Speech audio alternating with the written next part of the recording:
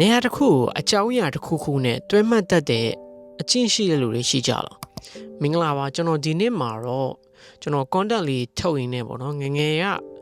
ကျွန်တော်တို့ brain နဲ့ပတ်သက်တဲ့အကြောင်းအရာလေးတစ်ခုကိုသွားပြီးတော့စဉ်းစားမိတာလေးရှိရပေါ့နော်တချို့လူတွေကလမ်းနာမည်ကိုတော့မမှတ်မိဘူးဒါပေမဲ့အဲ့လမ်းနားမှာရှိခဲ့ဘူးတဲ့အပင်အိုတော့မှတ်မိနေတတ်တာမျိုးရှိကြလား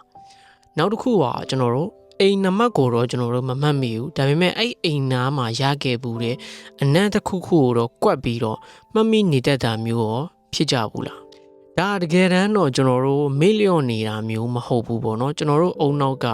loss ဖြစ်နေတာမျိုးလည်းမဟုတ်ဘူးဒီဟာကိုကျွန်တော်တို့ associative memory ဒါမှမဟုတ်ရင် sensory anchoring လို့ခေါ်တယ်ပေါ့နော်ကျွန်တော်တို့ကတနည်းအားဖြင့်နေရာတစ်ခုခုကိုရောက်လို့ရှိရင်အဲ့နေရာအနှံ့ဖြစ်ဖြစ်အထီးတွေးဖြစ်ဖြစ်ခံစားချက်ဖြစ်ဖြစ်ပေါ့နော်အဲ့ဒါတွေနဲ့တွဲပြီးတော့မှတ်ထားလေးရှိတတ်တဲ့အချင်းရှိတဲ့လူတွေပဲဖြစ်တယ်ပေါ့နော်ကျွန်တော်တို့နေရာတနေရာကိုရောက်သွားတယ်ဆိုရင်အဲ့နေရာအနှံ့လေးတစ်ခုကိုရလိုက်ရင်တစုံတစ်ယောက်ကိုတတိယတာမျိုးတွေလည်းဖြစ်နိုင်တယ်ကြားလိုက်ဘူးတဲ့တချင်းတန်တပုတ်ကြောင့်လည်းကျွန်တော်တို့ရဲ့အတိတ်ဘဝတနေရာရာကိုပြန်ရောက်သွားတာမျိုးတွေလည်းဖြစ်နိုင်တယ်ကျွန်တော်တို့ရလိုက်ဘူးတဲ့မြေတင်းနှံလေးတစ်ခုကလည်းကျွန်တော်တို့ရဲ့ငယ်ဘဝအမှတ်တရတနေရာရာကိုပြန်ခေါ်သွားပေးတာမျိုးတွေလည်းဖြစ်နိုင်တယ်ပေါ့နော်ဒါဟာတနည်းအားဖြင့်ကျွန်တော်တို့ရဲ့အုံနောက်ကအကြောင်းအရာတစ်ခုခုကိုတွဲပြီးတော့မှတ်တတ်တဲ့အချင်းရှိတဲ့လူတွေပဲဖြစ်တယ်ပေါ့နော်ဒီလိုလူမျိုးတွေကများတော့အဖြစ်ဒီ storytelling တွေကောင်းတယ်ပြီးတော့ရင် creative idea တွေကောင်းတယ်ပြီးတော့ရင်နောက်တစ်ခုက